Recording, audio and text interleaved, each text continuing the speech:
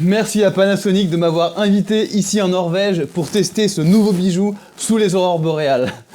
Non, je rigole. Personne m'a invité. Je suis bloqué ici comme un con à Paris.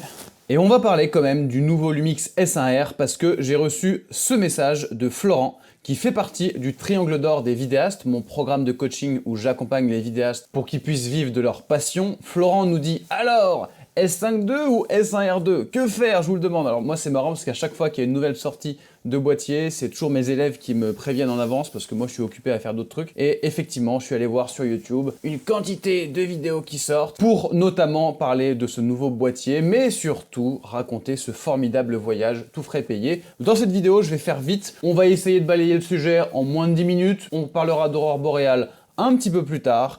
Et du coup, on va se poser la question, pour nous qui avons le S5 II qui reste la référence en termes de vidéo, est-ce que ça vaut le coup de passer au S1R2? Permettez-moi juste de me nettoyer un peu le tarbouif quand même avant de continuer. Ah, comme ça, c'est quand même mieux. Avant de commencer, petit point de contexte pour ceux qui ne me connaissent pas encore, je rappelle que j'ai fondé la dissidence du log. C'est le mouvement des vidéastes qui captivent leur public grâce au storytelling, loin des artifices techniques. Tout ce qui est log, RAW, ProRes, machin, réglage ultra complexe qui demande beaucoup de temps et d'énergie à la fois au tournage mais également en post-prod. J'ai fait le choix, moi vidéaste indépendant qui travaille tout seul et pas dans une grande équipe avec un gestionnaire de l'image, un gestionnaire de l'étalonnage, un gestionnaire de chaque pôle. Non, je travaille tout seul, donc j'ai décidé de me concentrer sur les réglages qui ont vraiment une incidence sur l'image. Donc je te préviens tout de suite, si t'es venu ici pour que je te parle de log, ProRes 12 bits 422 en externe, désolé, t'es pas au bon endroit. Et pareil, je suis vidéaste, donc je vais donner mon point de vue en tant que vidéaste, je ne suis pas photographe.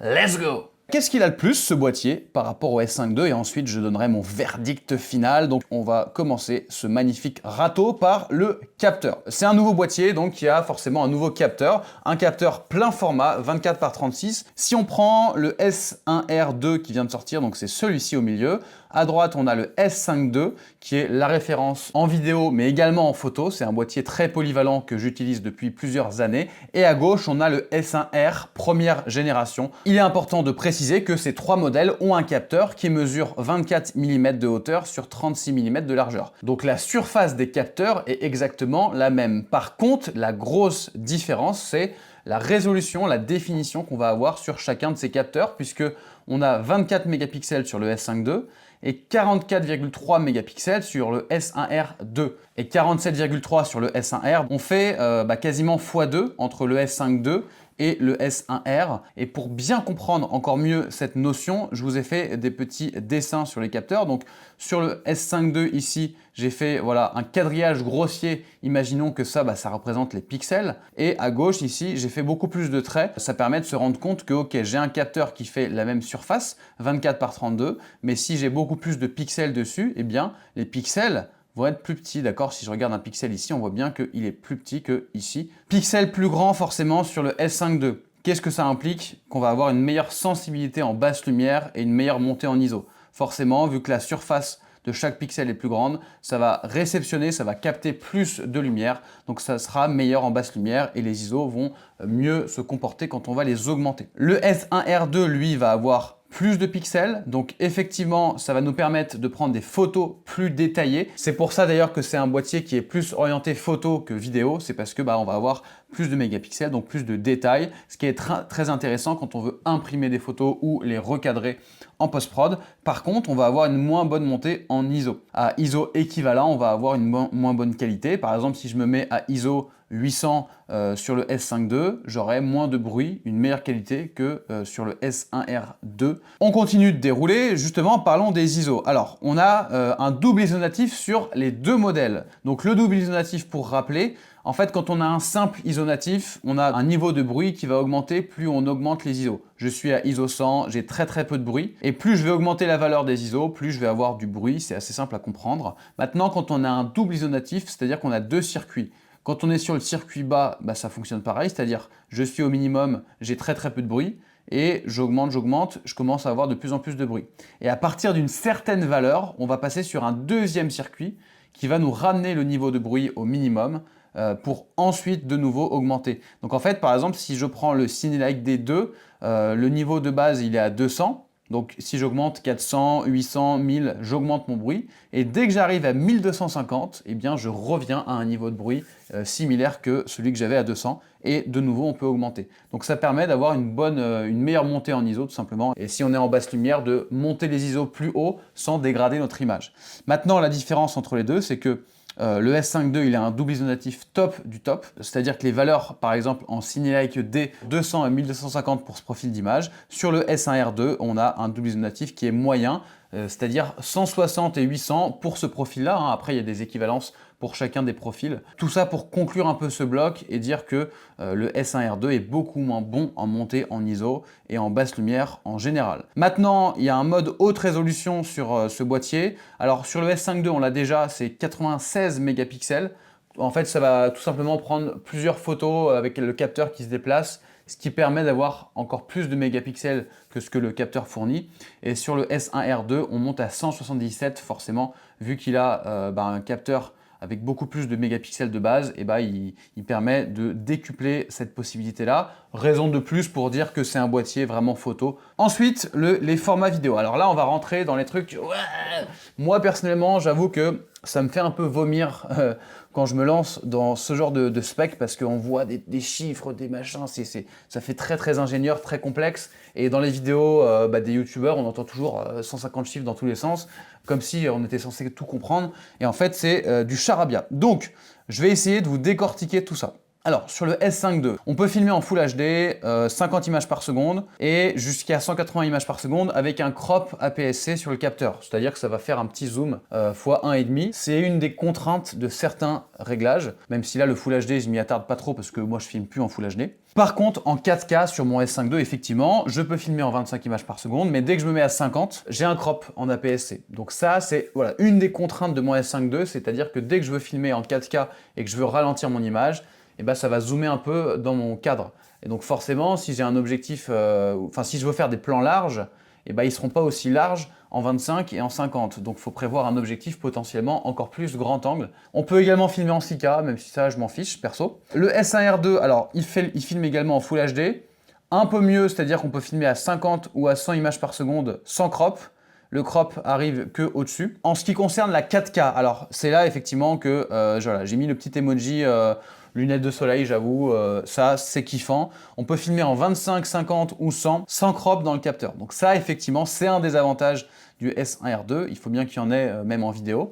Voilà, on n'a pas de crop, c'est-à-dire que je filme à vitesse réelle ou au ralenti, j'aurai tout le temps la même valeur de cadre. Et donc si j'ai un objectif qui me fait des plans larges, je peux l'utiliser également à 100 images par seconde et j'aurai des plans tout aussi larges. La 6K, ok, merci, bonsoir. Et la 8K, perso, je m'en fiche un petit peu. Le ProRes, eh oui, le ProRes, eh oui, Théo, le ProRes, parlons-en. Donc sur le S5 II, on ne peut pas enregistrer en ProRes. Donc là, c'est simple. Sur le S1R2, on peut le faire effectivement en interne, mais uniquement sur CF Express. Là, on arrive à un point, moi, qui me dérange. Alors, c'est le cas sur pas mal de boîtiers Lumix, quand ils veulent faire des boîtiers un peu cinéma ou un truc un peu compromis.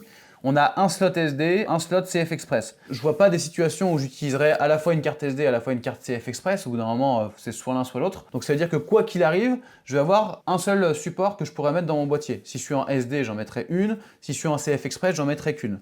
Donc pour moi, c'est dommage.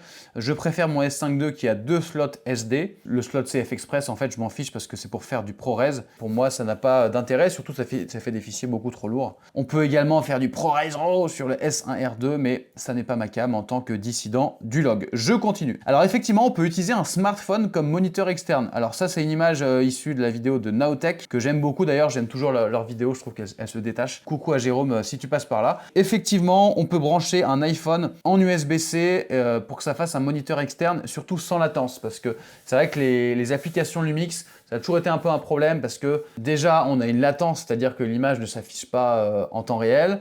On a une image qui est floue, donc c'était souvent un truc un peu monitoring, mais ça fait un peu cheap. Donc là, si on a un truc qu'on peut se brancher un smartphone en USB-C, là je trouve ça intéressant, même si ça veut dire que on monopolise notre smartphone sur le boîtier, ce qui n'est pas toujours l'idéal. Mais voilà, pour moi là c'est un bon point. Ensuite, le False Color, alors ça c'est un outil d'exposition dont je me suis jamais servi. Pourquoi? Parce que je le trouve trop complexe et surtout je trouve qu'il rend notre image vraiment dégueulasse. En fait, moi les outils d'exposition, j'aime bien quand on voit quand même un peu notre image, on peut quand même un peu cadrer. Donc là, on est vraiment sur un outil qui vient dégrader, mais absolument, c'est-à-dire qu'il n'y a plus aucun endroit de l'image qui est fidèle. Moi, je préfère personnellement utiliser la waveform qui est présente sur le S5 II ou alors les zébras, l'histogramme, ce genre de choses qui sont présentes du coup sur les autres boîtiers Lumix. Donc pour moi, ça n'est pas un game changer. L'autofocus, de ce que j'ai entendu sur les autres tests, globalement, c'est idem. Voilà, il y a des histoires de petites mises à jour, machin, mais on arrivera au même truc. Je vais pas m'attarder sur « Ah oui, on peut filmer des avions maintenant !» Ah bah oui, effectivement, c'est mon activité principale de filmer des avions de chasse qui passent au-dessus de moi. Le prix. Venons-en au prix, puisque c'est un sujet très important. Le S5 II, il coûte 1700 € boîtier nu, sachant qu'il est sorti déjà il y a 1 an ou 2, donc forcément le prix a baissé, donc c'est une super affaire pour moi. Le S1 R2 coûte 3500 €, et donc on est vraiment sur le double. Verdict, je pense que vous l'avez deviné, hein, il n'y a pas trop de suspense de ce côté-là, et comme dit Cad, qui est également membre du Triangle d'Or des vidéastes, attendons le S1H2, grâce à Théo, on va atteindre un tel niveau que l'achat de ce modèle à sa sortie sera à notre portée. Restons motivés et focus. Et je suis 100% d'accord avec Cad. Vous avez compris dans ma vidéo que le S1R2, c'est surtout un boîtier photo. Moi, le côté mauvaise montée en ISO, moins bonne qualité en basse lumière, ça me dérange grandement, donc je l'envisage absolument pas. Si je devais changer de boîtier, effectivement, ça serait pour prendre potentiellement un S1H2. Je rappelle que le S1H1, il est sorti il y a pas mal d'années pendant le confinement. C'est une énorme bête qui est très très polyvalente mais axée vidéo. Et par exemple, s'il sortait un boîtier comme ça avec de la 4K 100 images par seconde sans crop, ça serait une des raisons qui ferait que je passerais dessus. Maintenant que je viens de vous faire économiser 3500 €, ce qui n'est quand même pas rien, je vous propose qu'on se retrouve dès maintenant dans ma newsletter qui s'appelle Les Coulisses. C'est le seul endroit où je partage toutes les coulisses de mon travail d'une manière complètement transparente. Je parle de la façon dont je crée mes vidéos YouTube, mes vidéos de randonnée et surtout mon business de vidéaste. Je partage toutes les coulisses de mes projets, de mes galères, le matériel que j'utilise et également comment j'écris mes vidéos. Et d'ailleurs, dans la newsletter, je parle assez souvent de Tango et Buddy, mes deux petits minous, même s'il est plus à l'aise que je parle de lui par mail que je le présente en vidéo. Pour ne pas louper le prochain mail, je te laisse cliquer sur le premier lien en description et on se dit à très vite.